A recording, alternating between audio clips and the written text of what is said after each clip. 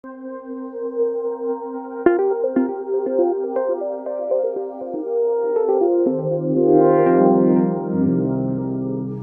Representative Jim Durkin has been a great friend of the business community ever since he came to Springfield, and also when he ran statewide a few years ago. Some of you may remember. Too bad that Illinois didn't make a better decision on that particular one on the United States Senate. But Jim has had an illustrious career in public service. He represents the western suburbs, happens to be my state rep, which makes me very proud. And he's a guy that, as all of you who over the years have come to Springfield and had time to work with him, a very sound and reasonable approach of trying to solve the state's problems. And he's going to need to be very sound and very reasonable to help solve these problems as we come forward. So, ladies and gentlemen, give a big welcome to Representative Jim Durkin, the House Republican leader. Thank you, Greg. Greg, thank you for those kind words, and it's great to be here today. And I see the blue shirts. I was with Marathon Oil a little bit earlier with Rick Kadansky. Good to see everybody here again. I hope you guys enjoyed your time in the Capitol. And but we've got a lot of things going on in the building right now, so tempers have flared a little bit. So this is what people come down to see. They want to see some theater, and there's plenty of it going on over at the Capitol and also in the City Council today. So, but I'm here to speak on behalf of the governor. But I will tell you that having me substitute as the governor is a considerable downgrade. Let's put it in perspective. The governor is a very successful North Shore, Winnetka, Illinois businessman. And me, I am West Side Irish. So, but still, it's a great honor to be here today to speak to you. And I also, again, want to thank my great friends, and Greg Bays, Mark Denzler, Rob Carr with IRMA. I've known for a number of years, and I've truly have relied upon their counsel day in and day out in that building, which can be very dysfunctional at times, but they truly are great counsel and advisors to not only Republicans but Democrats. Because, you know, I think it's we do have to solve our problems in a bipartisan manner, and they both understand that. But I just, you know, I did my little research, and, you know, IMA and IRMA, I can always say, are the steady and experienced hands in Springfield. IMA was founded in 1893 in the city of Chicago, and IRMA in 1957. That was, all right, I'm going to cross that out. That's my next line, so thank you, Greg. But collectively, think about it. These two groups bring 180 years of experience in advocacy to the Illinois business community, also known as job creators. Some people don't like to hear that in the Capitol, but I love to say that. Advocacy for our job creators, everybody in this room. We clearly are going through a great change in that building, and I think all of us who've been over there can understand it. The status quo has ended. Legislators clearly are nervous. They are unsteady. Tension is clearly building up in the Capitol. I think that's okay. But if you go over in the building, you can clearly feel it, and at times you can smell it as well. All right. I'm not sure. Oh, no. Okay, so really, no.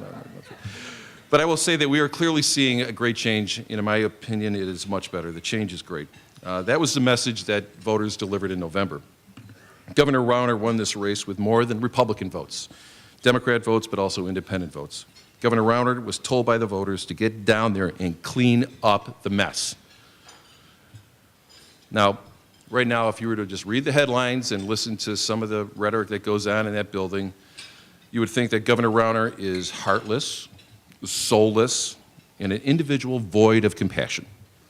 But the true story about Bruce Rauner is just the opposite. He's doing exactly what a compassionate person should do.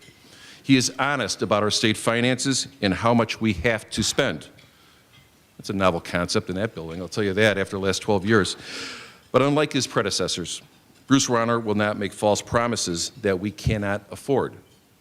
It hasn't worked, and it will never work. Bruce Rauner loves Illinois and is committed to making our state great again.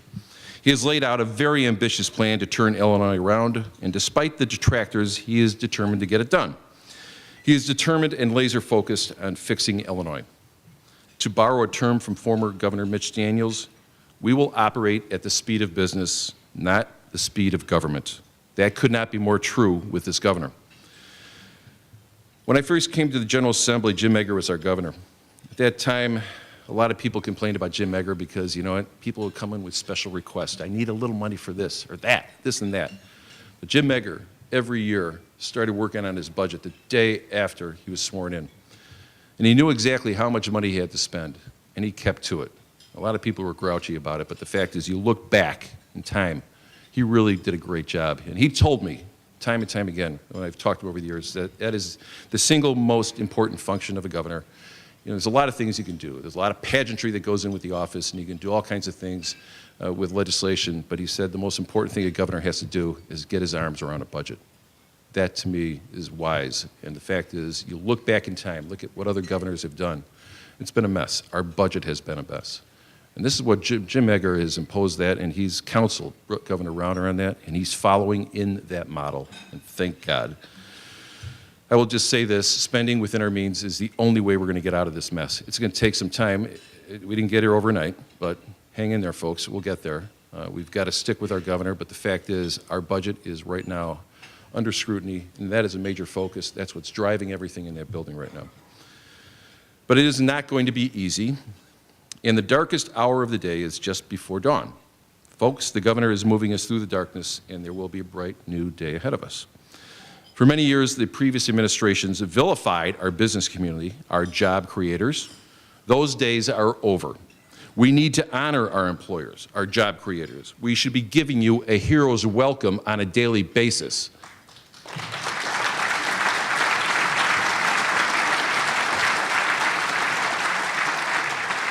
I want to personally thank you for staying here.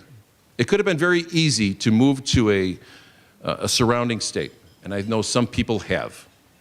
But thank you for staying here, staying in this great state, and thank you for keeping your doors open for your employees.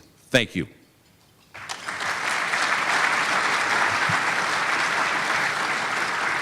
Now, with this governor, you truly have an ally. He gets it. In order for Illinois to fully recover, we need an environment where businesses can grow and create jobs, where Illinois can go from being last in every metric of success to once again being a top performer nationwide. Today, businesses around the country are a little bit nervous about Illinois and afraid to take a chance in Illinois. Let's face it, we have not been a very business-friendly state under Democrat control in the governor's office for the last 12 years. But to steal a phrase from his neighboring state, Illinois is open for business again under Bruce Rauner. The way I look at it, manufacturing must advance, or the state of Illinois won't. Retail must advance, or the state of Illinois won't. With this governor, we can accomplish that. But we can't do it alone. With your help, we are going to drive those principles over the next year after that, over the next 4 years, when people finally understand that the backbone of this state are our small businesses, our manufacturers, and our retailers. Those are the ones that put people to work, that keep them off the unemployment lines.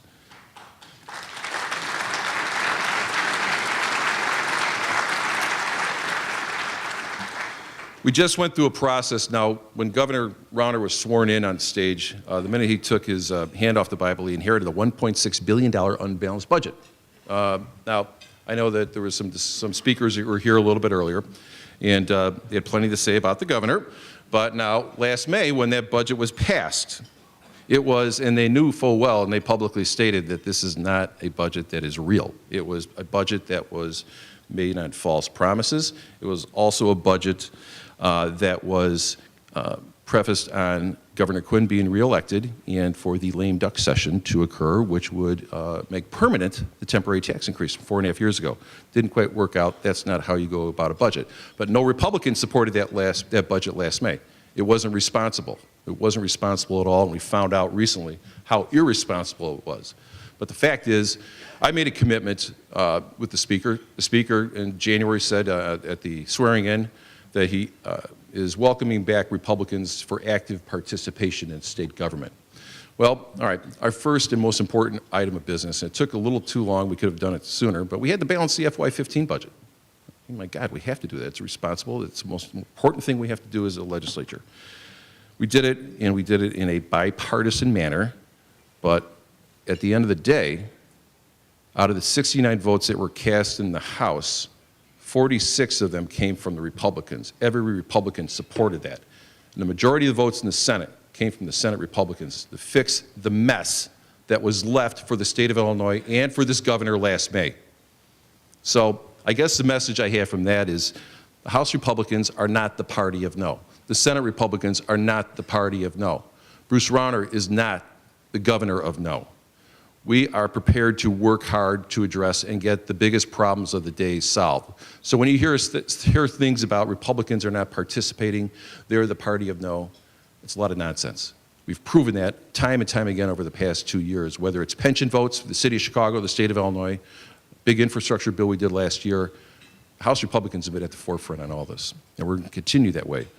But, you know, this is a political environment, and you'll hear a lot of things about us, but don't buy it. We're the ones that cleaned up the mess that was created by the majority party, and most of them didn't even have the courage to vote the appropriate way and say, you know, we made a mistake, and I'm glad to fix it, because we would have done that. But anyway, just some of the problems of FY15. I mean, it got very close to a very crucial time in the state government. We were going to lose our child care program. That is not something that would be good. It would be terrible. We also would have had a situation where court reporters would not get paid. What do? They walk off the job. So I'm a practicing attorney, so I guess what we'll have to do then, without the court reporters, is that we will have to rely upon the honor system within the courtrooms with the attorneys and litigants to make sure that whatever transpired that we will agree upon. And also, even more, I think, troubling was that we would have run out of pay within the Illinois Department of Corrections with our prison guards. Now, the question, if they are not getting paid and if they are not going to show up to work, again, we will have to rely upon the honor system within the Illinois Department of Corrections and the inmates to behave. So anyway, we couldn't let that happen. It went too long, but we fixed it. There's people who are going to criticize for some of the things that we had to cut, but we have to cut because we just don't have the money. It's real simple. You spend what you have. We know exactly how much money we have to spend, and we get that every year through our agencies, and we're not going to spend above that. But for the first time, I'm pleased to say that in 12 years, we actually balanced the budget, and it took a little bit of time. It's a little bit late, you know, because our fiscal year is going to be running out in about 3 months, but I'm glad to say that we did balance the budget. But now we're into FY16. Governor Browner did present his budget address, and for the first time in a number of years, the budget address was delivered on time. So that was a good sign. But the governor also stated that the legislature needs to support a budget that is premised on one very basic notion. The same notion most of us exercise in our homes and our businesses: spend only as much as you bring in and no more. The governor is committed to spending anywhere between $32, $33 billion. That was what we estimate to have in FY16. That's what we believe we'll take in our state treasury. But not unexpectedly, some are loudly complaining about Governor Rauner's proposed cuts and reforms. Remember, he offered his budget as a blueprint, but it'll be up to the legislature, and we're kind of going through an exercise right now, some theatrics over there down the street. But we have to work in a bipartisan manner, something that I have committed to, and my caucus is committed to, and so is Senator Radonio and the governor, to determine how we're going to spend these dollars. I fully expect the majority party Democrats will try pushing a revenue number that is much higher than what we believe our estimates will be. We will not support a budget that is unbalanced. Those days are over.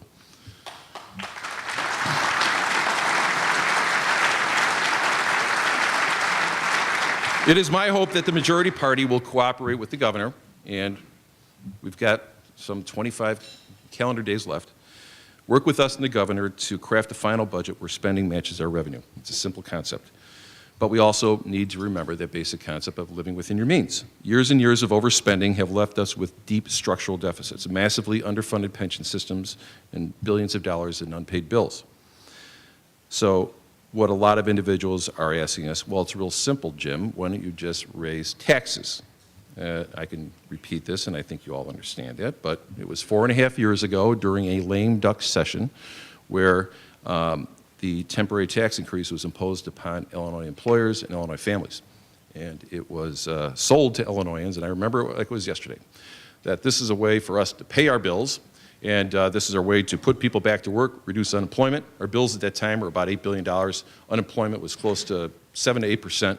And we're going to fix the structural problems within the state of Illinois, whatever that means, I don't know. But it didn't quite work out. So after 4 years, and despite $31 billion new dollars coming into the state over that 4-year period, here's where we're at today.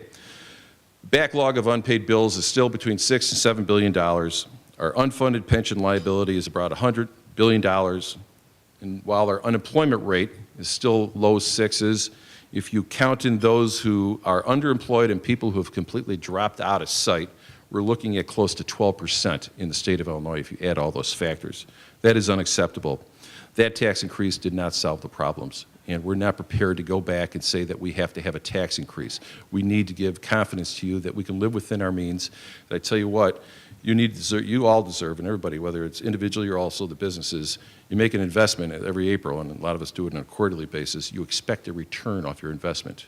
And I'm embarrassed to say that for a number of years, you have not gotten a good return off that investment. We understand that.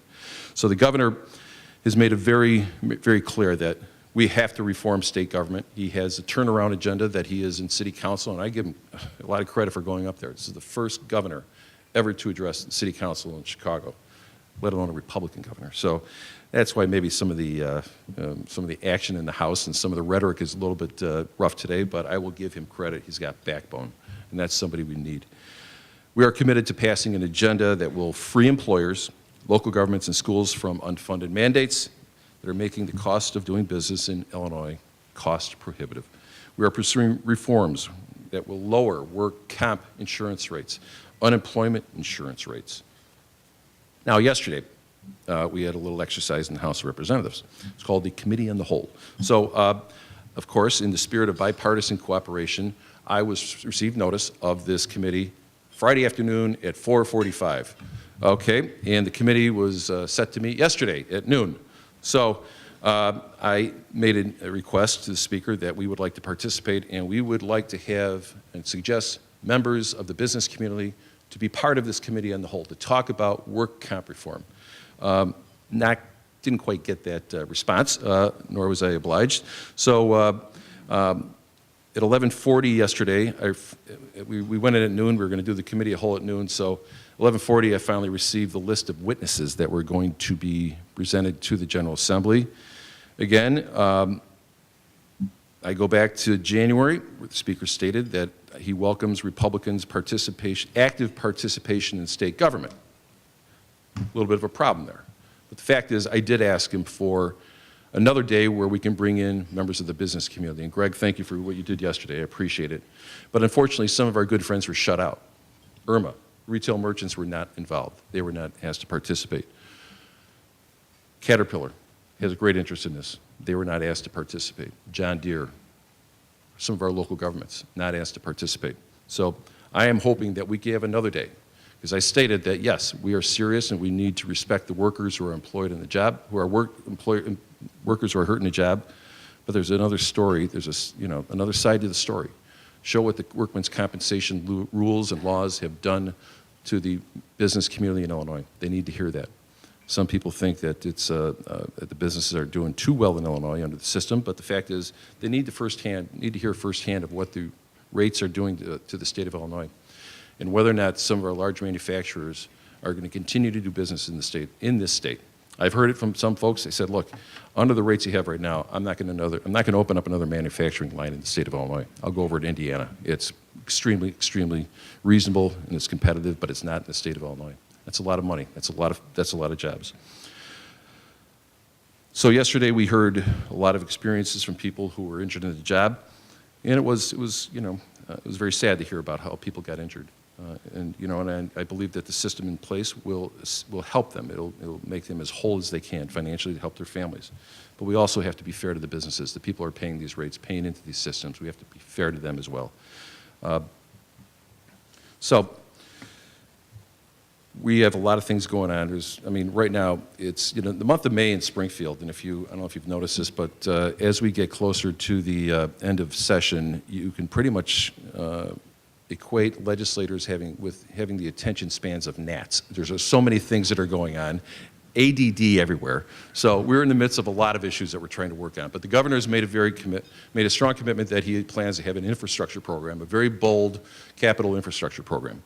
And I'm pleased that he has his Secretary of Transportation who is traveling the state of Illinois in all areas of the state, getting recommendations on what is important for people in these different regions, something that we have not done before, but the governor is committed to doing that, and it's not just rhetoric. One of the things we also hear is that from the business community is a need to prepare students for the future. To that end, Governor Rauner is proposing to increase funding from pre-K to 12 through 12th grade education, and he's pushing to expand vocational and technical program resources and wants to grow our partnership with employers, high schools, and community colleges. The items on its agenda go much further than I could really mention today, and I don't think you need to hear too much from me after this. But the goal is the same. We need to bring fiscal sanity and stability back to the state of Illinois, improve our business climate, and ultimately create good jobs for Illinois families. Over the next few weeks, we're going to need your help to pass this budget as we get closer. Like I said, we've got about 25 calendar days to go, but a budget that's fair, one that's responsible to citizens of Illinois, and also responsible for the people who put men and women to work. Those are you in this room. And that includes reforms that we have to unemployment insurance, but also work comp insurance, work comp reform. Work out to your legislators. Our caucus is committed. But talk to the Democrats how important it is that we support the governor's agenda, because it is going to put people back to work. It's going to make Illinois a great state again, something that I've always believed, and I still believe it. We have a great state, a state that I'm very proud of.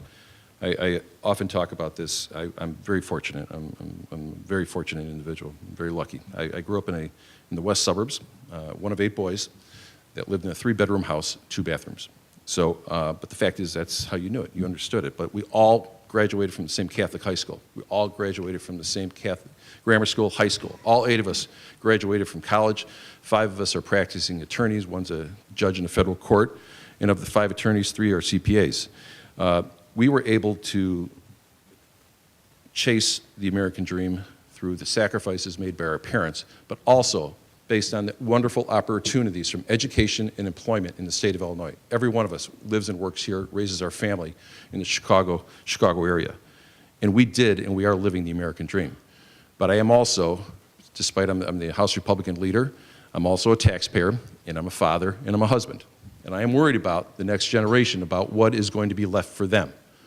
To me, that would be an absolute shame. It would be the worst thing in the world if our kids are not going to have something left for them in the state of Illinois, for them to be able to pursue the American dream like everyone in this room did. To me, that would be an absolute shame. So I'll just end and say that, you know, something my parents always told me over the years, and it makes more sense right now. Leave a place in a better shape than you found it. And that's our responsibility, and that needs to be our commitment to families, our businesses, but also generations to come in the state of Illinois. Thank you so much for having me address you for a few minutes. And all I will say is that, folks, my promise to you is that I will work hard and I will do my best on your behalf. Thank you.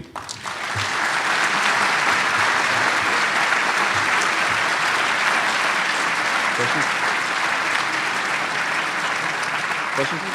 Yeah. Now, does anybody have a softball question you want to send me? Throw it my way. So, anyway. Yes? The governor's talked about doing some type of property tax freeze. Do you have any idea what he means by that? That's part of our working group, but he does. He wants to put a 2-year property tax freeze. And I'm not sure if it's going to extend out to the commercial, but I know it's on residential. He's planning on doing it. But the details are sort of part of our working group. Just to give you a little context of what's going on. That's one of the agenda items that the governor has talked about. And the goal is trying to find a consensus with the majority party. So we have a number of working groups that are actively participating, discussing each one of these agenda items and see if we can find a common ground and put it in a bill form. I'm not quite sure where we're at on it, but I think the idea is that he would like to see a 2-year property tax freeze. I'm not sure how the details of how far it's going to go, though.